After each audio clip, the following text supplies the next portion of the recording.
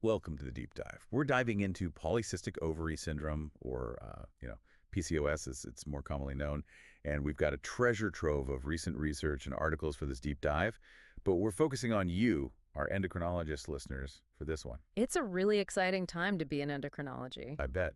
And we've got excerpts from a medical newsletter, really interesting stuff tackling PCOS from every angle we're talking: gynecology, dermatology, fertility, even a radiologist's perspective. Yeah. But instead of the usual broad overview, we're going deep, deep, deep on the absolute latest in diagnosing and managing PCOS, and we've pulled out insights you can actually use in your practice right away. That's what we're here for. Exactly. Yeah. So expert speaker, one of the articles we have, it actually suggests that PCOS as a term, it might be, well, a little too simplistic. Yeah, it's a tricky one, isn't it? It even suggests a whole new name. I know, right? It really caught my eye, too.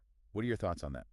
Well, the term PCOS, it's what we use, everyone knows it, but it does tend to hone in on, well, on those ovarian cysts. And they are common. They are common, absolutely. But they don't give us the full picture. And this narrow focus, it can be, well, I think it can be kind of misleading, for both patients and for us, the clinicians. Yeah, I see what you mean. It's like trying to understand this incredible symphony, but all you're listening to are the violins. That's a great way to put it. And that's where this whole new name comes in, this echo syndrome. Echo syndrome. Catchy. Right. Endocrine and cardiometabolic and hyperandrogenic overlap syndrome, if you want the full title. But echo, I think it really highlights, it brings to the forefront this idea that PCOS, it's a multisystemic condition. It's not just one thing. It's not just the ovaries. Exactly. You've got the hormonal imbalances, you've got the potential metabolic disruptions, those long-term health risks, and they're all intertwined. They're all part of this sort of web. Yeah, exactly. It's a web, it's a network, it's definitely more than just one thing going wrong. Okay, so for endocrinologists like ourselves, we're in the trenches, we're seeing patients every day. What are the actual real world implications of viewing it in this much more kind of holistic way? Well, I think it really, for me at least, it shifts the focus. It's not just about managing the symptoms that we see right in front of us. It's about digging a little deeper. Exactly, exactly. It's about trying to address the root cause, those underlying causes, and recognizing that a patient might come in and say they're concerned about irregular periods. Which is incredibly common. Right, very common. But they could also have insulin resistance that we need to address even if they haven't developed full-blown type 2 diabetes yet. Right. It's about connecting those dots. Absolutely. It sounds like what we're really talking about is viewing PCOS more as almost like a spectrum, wouldn't you say? A spectrum, absolutely. I think that's a really good way to think about it. And the newsletter, it goes into the Rotterdam criteria, which, as you know, is the gold standard for diagnosing PCOS. Right. We all learned that. Right. And even within those criteria, there's room for nuance. It's not just, oh, we see cysts on the ovaries, diagnosis made. It's not that simple. A patient, they need at least 2 out of 3 of those characteristics: irregular ovulation, evidence of hyperandrogenism, and of course, the polycystic ovary. So you have to look at the whole picture. Yes. And even then, even when a patient meets those criteria, how those characteristics actually manifest, that can vary a lot from person to person. Which makes sense, right? Everyone's different. Exactly. We're not robots. Okay, so with all that variation, all that nuance, it seems like, well, diagnosis must be really tricky. Oh, it definitely can be. It can be a real challenge. Especially with other conditions out there that can kind of mimic PCOS, right? Oh, absolutely. And the newsletter actually highlights some of the main culprits. Thyroid disorders, for example. Ah, yes, of course. They can really throw a wrench in things. I bet. Because hypothyroidism, it can lead to irregular periods, even absent periods in some cases. Which totally mimics a really common PCOS symptom. Exactly. And then you have to think about the adrenal glands, too. Conditions like congenital adrenal hyperplasia, CAH, Yeah. can lead to this overproduction of androgens. And again, that can look a lot like the hormonal profile you might see in some patients with PCOS.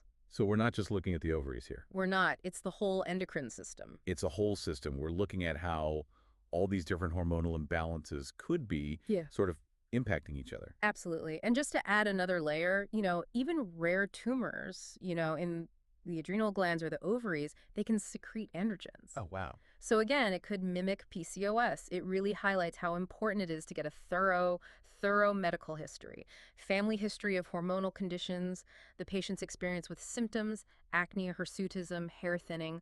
It all It's matters. like detective work. You're piecing together all these different clues, It is. It really is. and the goal is to arrive at, you know, the most accurate diagnosis. Exactly. And we can't forget about hyperprolactinemia. Oh, of course, hyperprolactinemia. Right. Those elevated prolactin levels, often linked to lactation, but, they can also mess with ovulation. Right, and mimic those irregular cycles that we see in PCOS. Exactly. And if you miss that, it can lead to, well, not the best treatment decision. For sure.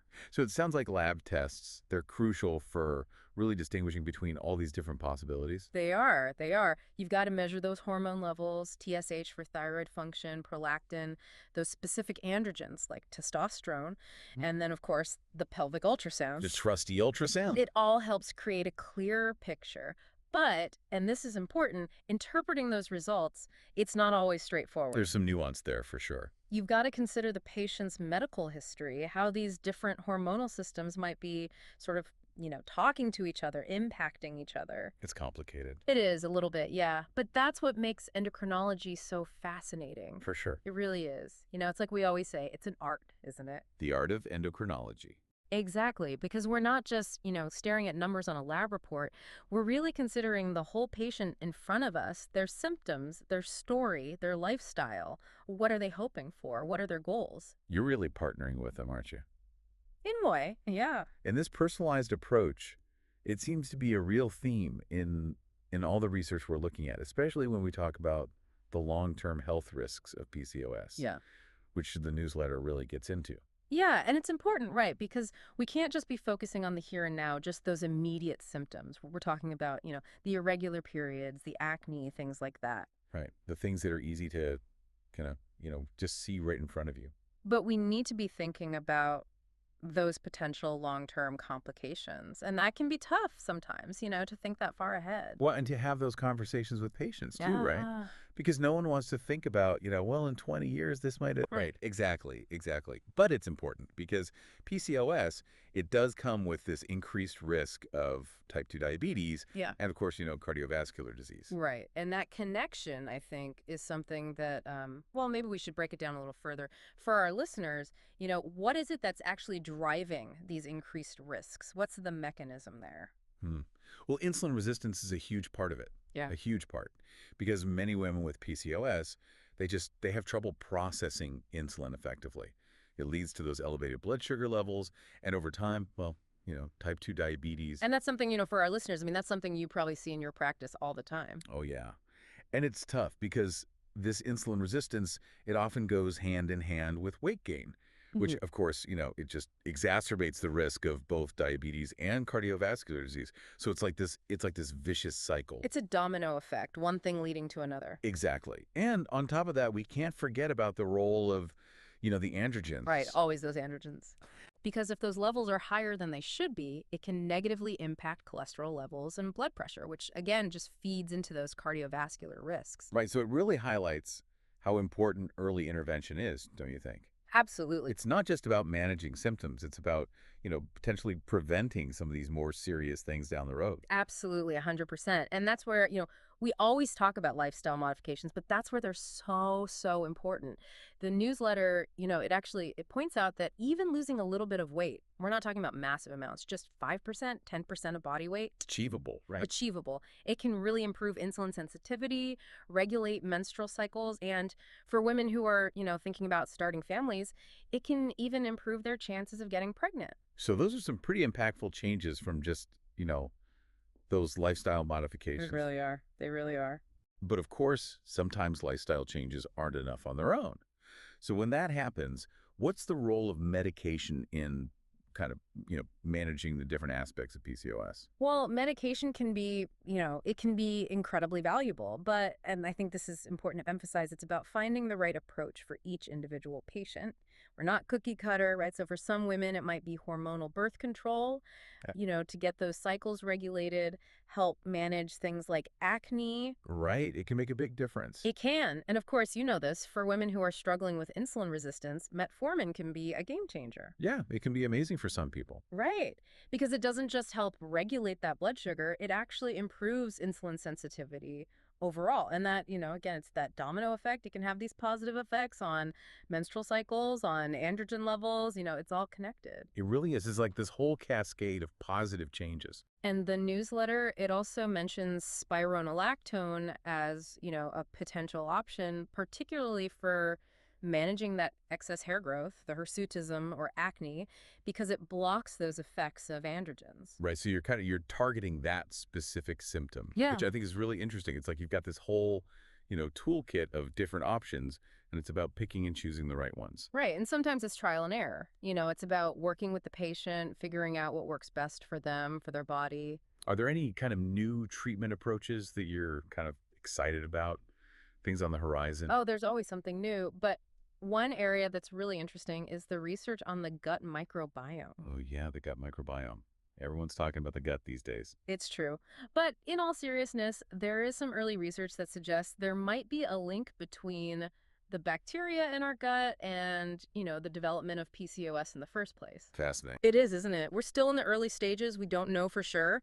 But it's so interesting to think about, could we use things like probiotics or even dietary changes to actually influence the gut microbiome? And then, could those changes potentially impact PCOS symptoms? We don't have the answers yet, but it's a very exciting area of research. It is exciting. And it really speaks to how complex this condition is, It really does. and how much we still don't know. Oh, we've got a lot to learn, that's for sure. The newsletter also, it highlighted the important role that dermatologists play in managing PCOS, which, it's not just about what's going on inside the body, is it? It's not. And I think for a lot of women, it's those visible symptoms. The acne, the excess hair, even hair loss on the scalp. Those are the things that cause the most distress. They really impact how someone feels about themselves, their body image, their self-esteem. Absolutely. And those are the things that, it's hard to hide from every day. Exactly, exactly. So it's not just about the physical symptoms. It's very much tied in with, someone's mental health, their emotional well-being. And dermatologists are really well equipped to handle those concerns. They are, aren't they? They can offer things like topical medications, oral medications for acne, laser hair removal for the hirsutism, even therapies to address the scalp hair loss. Collaborating with them, I think it's so important. It can really make a difference for these women. So we're talking about this multidisciplinary approach, aren't we? 100%. We've got endocrinologists, gynecologists, dermatologists, even, mental health professionals sometimes. It really takes a team. It does. Because again, it's about seeing the whole person. We've got to address all these different facets of this really complex condition. We can't just treat the symptoms in isolation. And that brings us to another point that the newsletter really drives home. That ongoing monitoring is crucial. Even when those initial symptoms, you've got the manage, you're feeling good. Even then. Because remember those long-term risks we were talking about, those haven't gone away. So that ongoing monitoring, it's really about staying one step ahead. What does that look like, practically speaking? What are we doing for these patients? Well, regular checkups are key. And it's not just, hi, how are you doing? Okay, see you next year. We're checking blood pressure, blood sugar levels, cholesterol. We're looking at weight. We're having those conversations. And this is something I think we, as endocrinologists, are uniquely positioned to do. We're also thinking about those potential mental health impacts. Right, because we know women with PCOS might be at higher risk for anxiety, for depression. Exactly. So those conversations are just as important as, the physical checkup. It's not just about managing a condition, it's about caring for the whole person, isn't it? Absolutely. And I think that's what makes endocrinology so rewarding. It really is. It really is. And it's, sometimes we forget, with all the science and the lab tests. It's easy to get caught up in that. It is. It is. But at the end of the day, it's a person sitting there in front of us, and they deserve that. They deserve to be heard and seen, right? Exactly. And I think that's, to me anyway, that's what makes this specialty so challenging, but also just so rewarding. Absolutely. It's like, and maybe this is going too far with the analogy, but you know how we were talking about like a one-dimensional view of PCOS, and now it's more like we're seeing it in 3D. I like that.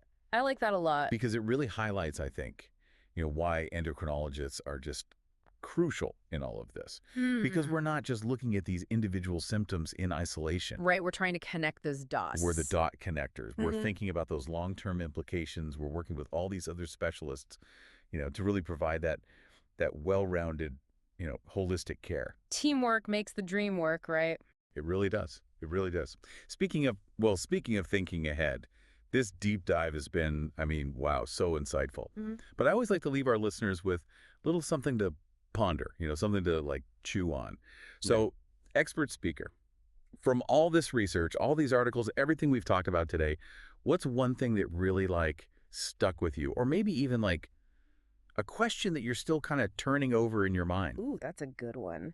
One thing that I've been thinking about a lot lately is, well, it's this idea of like PCOS Sucks subtypes. types. Yeah, so we know that women with PCOS, as a group, they're at higher risk for heart disease, right? Mm. But what if certain subtypes of PCOS, what if those are even higher risk than others? Oh, interesting. So you're thinking like almost like a stratification. Exactly. Because if we can identify those women early on, okay, you have this subtype, you might be at particularly high risk. Then you can really start those preventative measures early. Exactly. And we can tailor our interventions, Yeah. really personalize it. And that's the future, isn't it? That's the dream. Precision medicine. It's exciting. It is exciting. Mm. And it just goes to show, our understanding of PCOS, it's always, always evolving. Always. There's always more to learn, which is, well, it keeps things interesting, right? Expert speaker, this has been incredible. Thank you so much for sharing your expertise, your insights. Oh, it's been my pleasure, really. Happy to be here. Happy to talk about this stuff. And to our listeners, as always, thank you for joining us for the deep dive. We'll see you next time.